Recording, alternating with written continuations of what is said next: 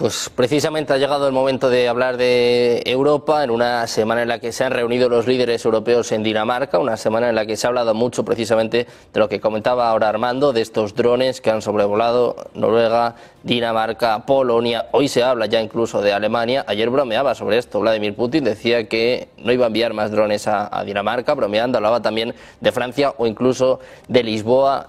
Carlos, te quiero preguntar por esto, ¿qué está pasando en Europa y sobre todo qué está pasando con estos drones que al parecer ahora están por todos sitios?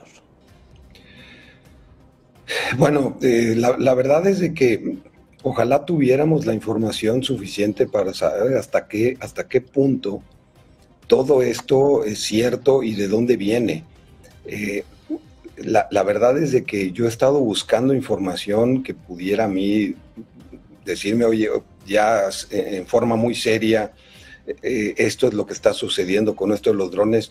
Yo no sé hasta qué punto es una realidad y hasta qué punto se marca como ciencia ficción, y alguien dice, sí, pues yo también vi algunos de ellos en quién sabe dónde. Estas cosas así pasan. Ahora, ya haciéndolo de lado, lo que Armando decía tiene toda la razón. El aparato bélico de Rusia no puede ser desestimado y hay que entender que Rusia tiene mucho más recursos para invertir en la guerra que cualquier otro país, que Estados Unidos o que inclusive los países europeos. Ahora, habiendo dicho eso, yo siempre he dicho que hay un punto que se nos olvida, hay un elemento en esta ecuación que a nosotros se nos olvida porque es un elemento dormido.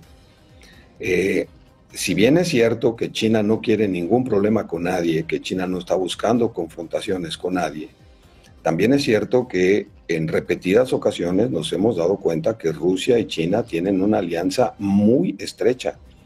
Esta alianza que se ha manifestado más desde el punto de vista económico, comercial, de cooperación, de que China ha ayudado a que las sanciones aplicadas a Rusia realmente no le representen gran problema, pues también tendríamos que poner sobre la mesa la posibilidad de que China le dé o le esté dando apoyo tecnológico para la guerra a Rusia. Eso es completamente una realidad.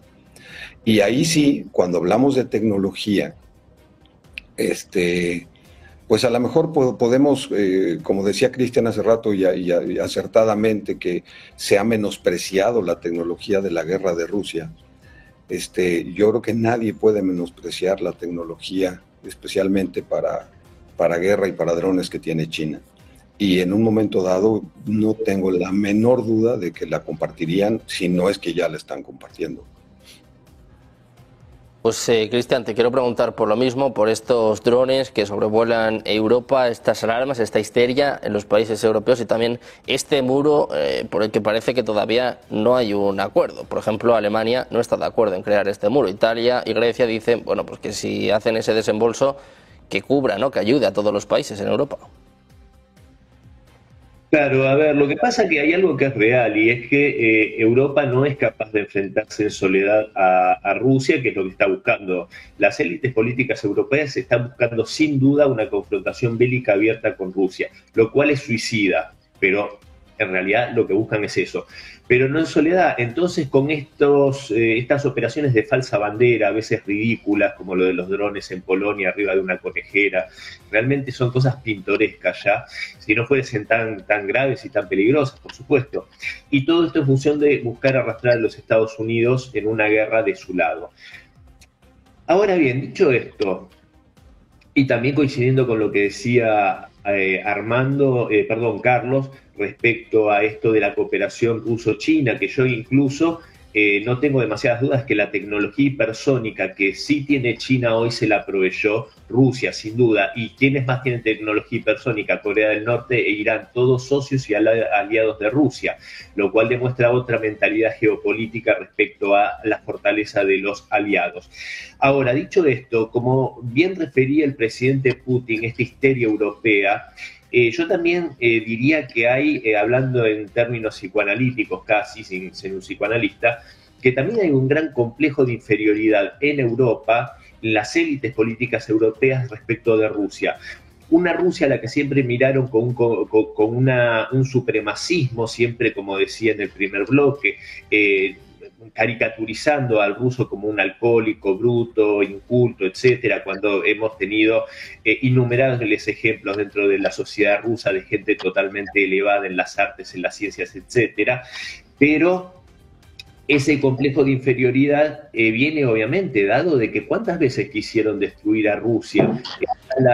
Los caballeros teutónicos fueron derrotados por el príncipe Alexander Nevsky cuando la Confederación Polaco-Lituana invadió Rusia de una forma sangrienta, también fueron expulsados. Le pasó a Suecia con el rey Carlos XII, siendo una potencia militar. Entonces siempre fueron al fracaso, pero parecen querer intentarlo de vuelta. Lo intentó Napoleón con una coalición europea de la Gran Armée, 600.000 hombres, 100.000 eran polacos. Y fíjense, bueno, a ver, hoy Macron se quiere elegir como un nuevo Napoleón, parecería ser. Pero bueno, Napoleón, que puso de rodillas a media Europa, bueno, y Macron no logra que su mujer no le pegue en público, pero fue derrotado y humillado en Rusia, lo cual también le pasaría a Macron si intenta algo semejante. Bueno, otra diferencia es que nunca se dudó del sexo de Josefina. También pasó con Hitler, que también encabezaba prácticamente una coalición europea, y también fue derrotado por la Unión Soviética. Y hoy con Rusia parecen intentar lo mismo. Yo creo que en ese sentido, y esto también hacía referencia a Napoleón, el presidente Putin en el día de ayer, y yo creo que eso es lo que es inexplicable, pero evidentemente parece un rasgo patológico de las élites europeas cuando una y otra vez parecen querer ir a chocar contra el mismo muro sin entender que al mismo tiempo Rusia y más... bueno, lo refería Putin con los 2 intentos de ingreso a la OTAN como para desescalar esa amenaza en ciernes durante la Unión Soviética y durante su presidencia en el año 2000.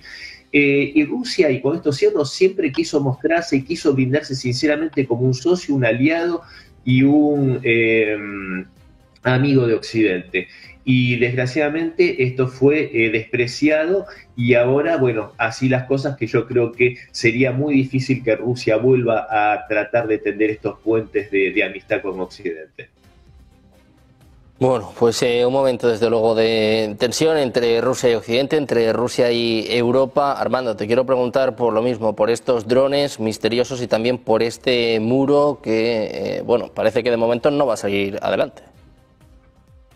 Yo creo que estamos en un conflicto de retóricas también, ¿no? Tuvimos el discurso de Donald Trump muy largo al alto mando norteamericano, que fue también duro, enfático, de mostrar fuerza, poder, y eso tensó un poco las relaciones, requería a lo mejor una respuesta del lado ruso en esta situación también continua de Europa.